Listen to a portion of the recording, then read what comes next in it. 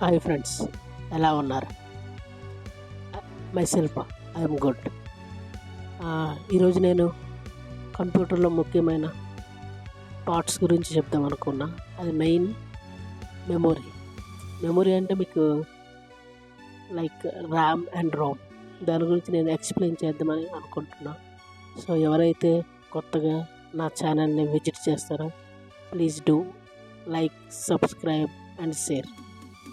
Okay, let's start.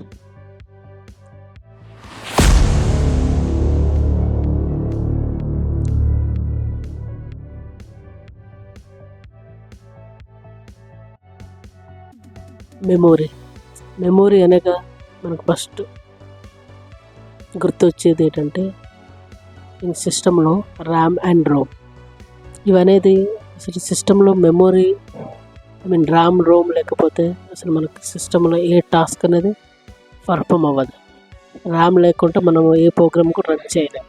In case అది run అయినా మనం పర్ఫెక్ట్గా అది అవుట్పుట్ అనేది తీసుకురాలేదు. సో ఆ ర్యామ్ రోమ్ అనేది దేన్ని defending and RAM ROM different పర్పస్కి యూజ్ చేస్తాం.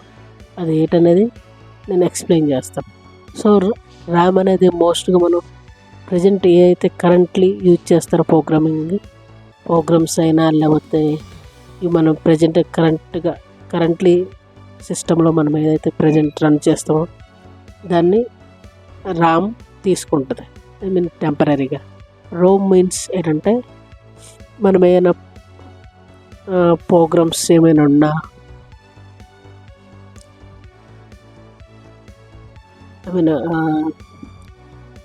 ప్రోగ్రామ్స్ కావాల్సింది లేకపోతే సిస్టమ్ బూట్ అవ్వడానికి. సో ఈ విధంగా రోమ్ అనేది చాలా ఉపయోగపడుతుంది.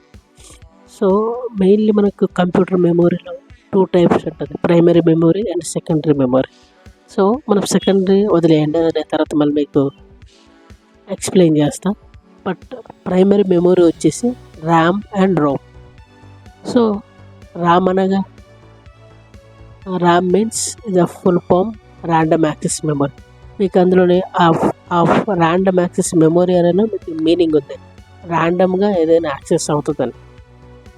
సో ర్యామ్ ఇది కంప్లీట్లీ టెంపరీ.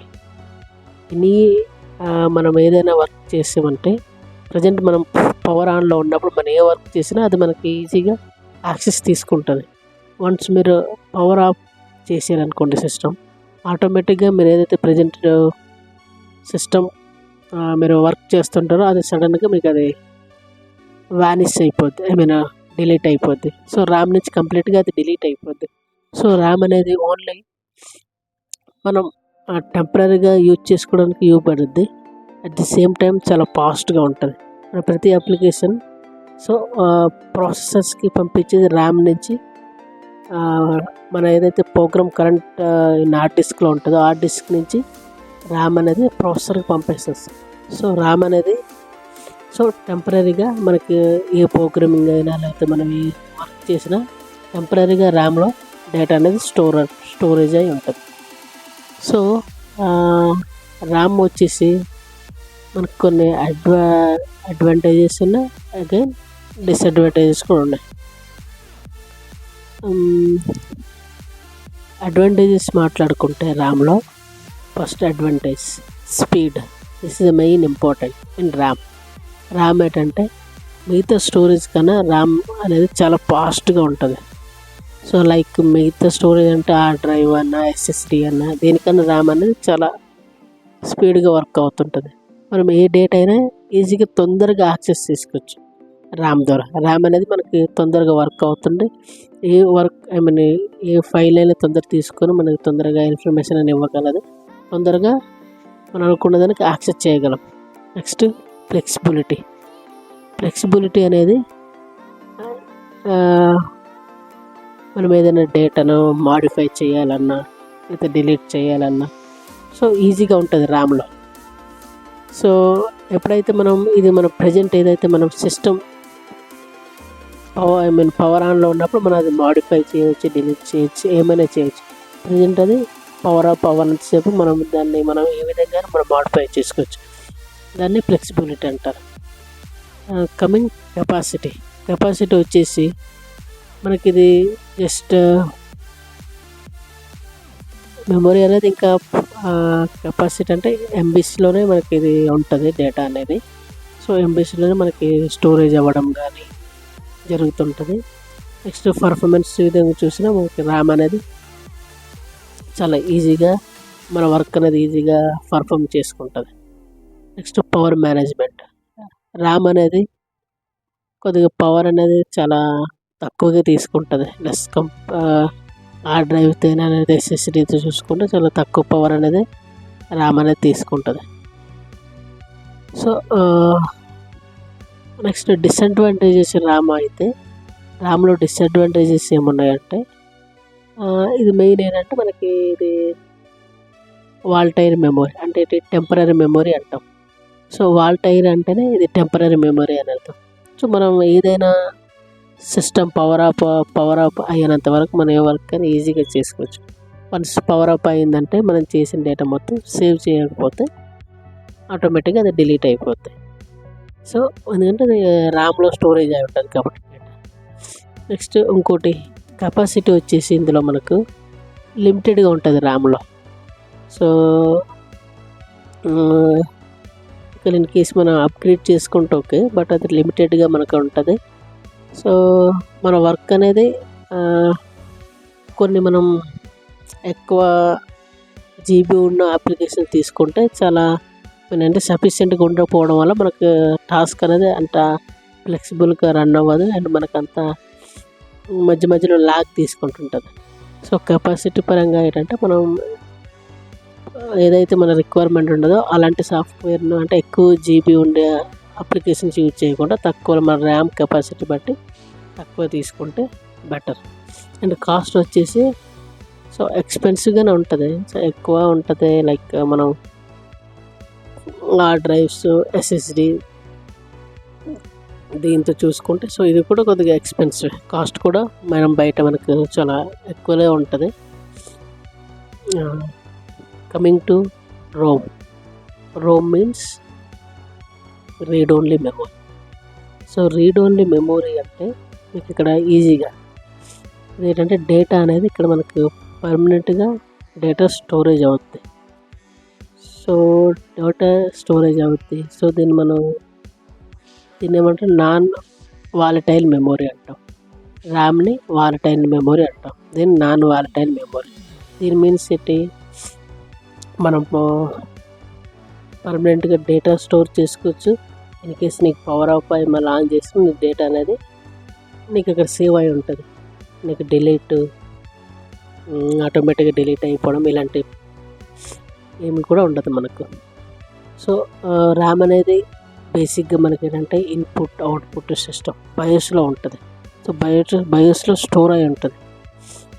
సో మనకి ఏంటంటే మెయిన్ మనకు సిస్టమ్స్ నుంచి మనం ఎప్పుడైతే ఒక పవర్ ఆన్ చేసామంటే ఆ ఇన్స్ట్రక్షన్స్ ఏంటంటే సిస్టమ్స్ బూటింగ్ అవ్వడం, సో హార్డ్వేర్ డివైజెస్లో ఫైర్ వామ్స్ని చెక్ చేసుకోవడం ఉన్నాయా లేవా అనేది. సో ఇవన్నీ మనకి ర్యామ్ అనేది రోమ్లో ఇవన్నీ అబ్జర్వ్ చేస్తూ ఉంటుంది. సో ఇది డేటా అనేది మనకి పర్మనెంట్గా సేవ్ అయ్యే ఉంటుంది.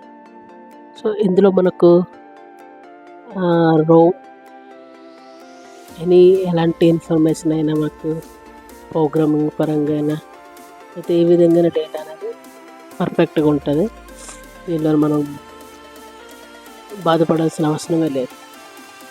సో ఇది ఏంటంటే ఎంబెడెడ్ సిస్టమ్స్. లైక్ మనకి ఎంబెడెడ్ సిస్టమ్స్ కంప్లీట్గా దానికి మనకి ఒకటి స్ట్రక్చర్ ఉంటుంది.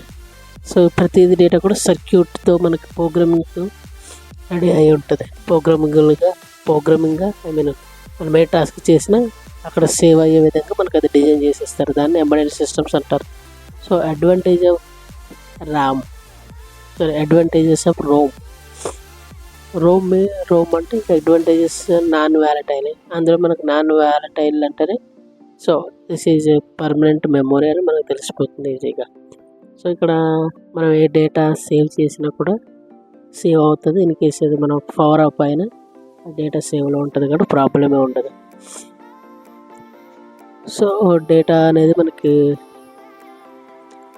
పర్మనెంట్గా ఉంటుంది. నెక్స్ట్ రిలయబిలిటీ మీన్స్ మనకు రోమ్లో డేటా ఉంటే మనం డేటా అనేది ఏంటంటే కొద్దిగా ఇక్కడ మనకి మాడిఫై అయితే అవ్వదు, అంటే అంత ఈజీగా మాడిఫై చేయలేం. బట్ మేబీ మనకి మిగతా మెమోరీస్ లాగా ఇక్కడ మనకు కొద్దిగా ఎర్రర్స్ కానీ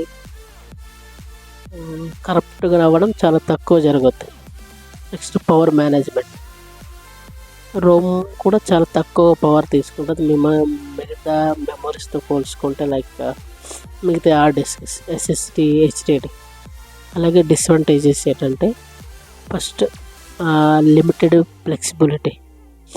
రోమ్ అనేది లిమిటెడ్, అంటే మనం ఏదైనా డేటా స్టోర్ చేసామంటే so it cannot be modify.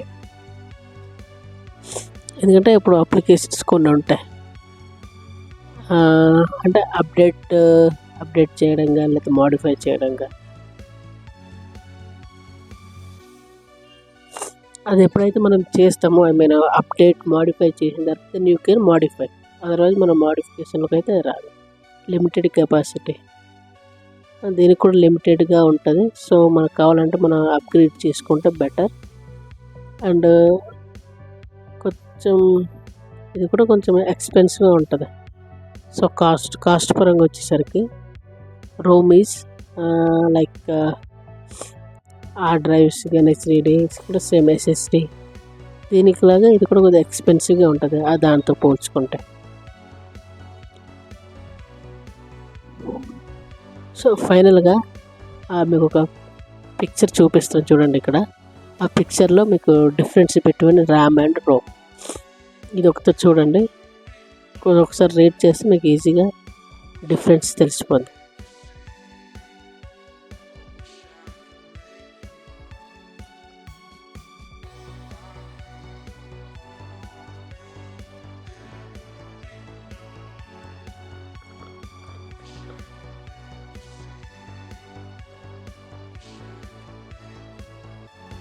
చూస్తున్నారు కదా, RAM temporary storage, ROM permanent storage.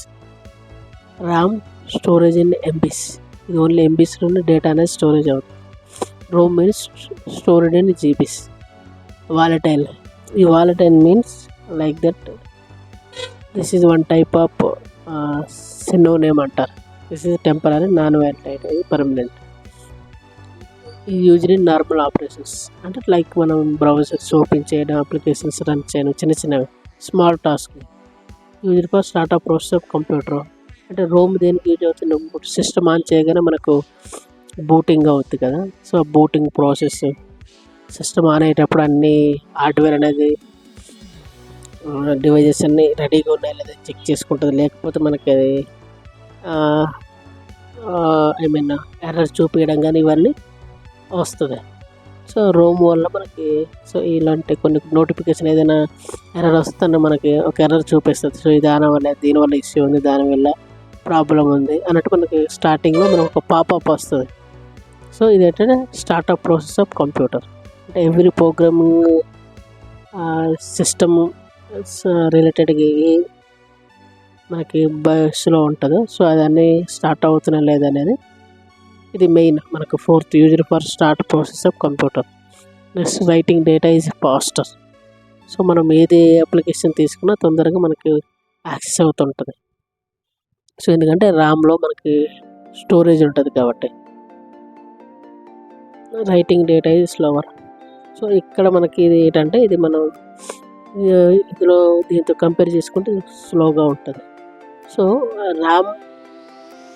RAM means ఇప్పుడు మనం ఒక హార్డ్ డిస్క్లో మనకి పర్టికులర్ అప్లికేషన్ ఉంటే హార్డ్ డిస్క్ మనం ఒక అప్లికేషన్ ఓపెన్ చేయకుండా దాని డెస్టినేషన్ హార్డ్ డిస్క్లో ఉంది.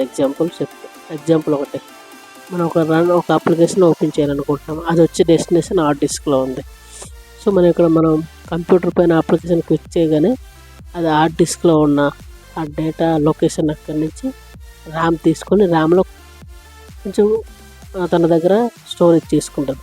సో మనం నెక్స్ట్ టైం వేరే అప్లికేషన్ ఓపెన్ చేసి అగైన్ మళ్ళీ సేమ్ ఇదే అప్లికేషన్ ఓపెన్ అప్పుడు మనకి ఈజీగా ఓపెన్ అవుతుంది.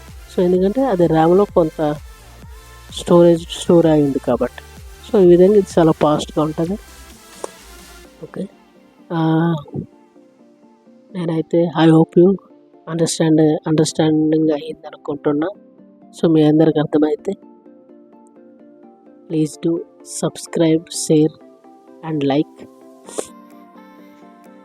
ఓకే, మీ అందరికి అర్థమైందని నేను అనుకుంటున్నా. Okay, thank you for watching. Thank you all.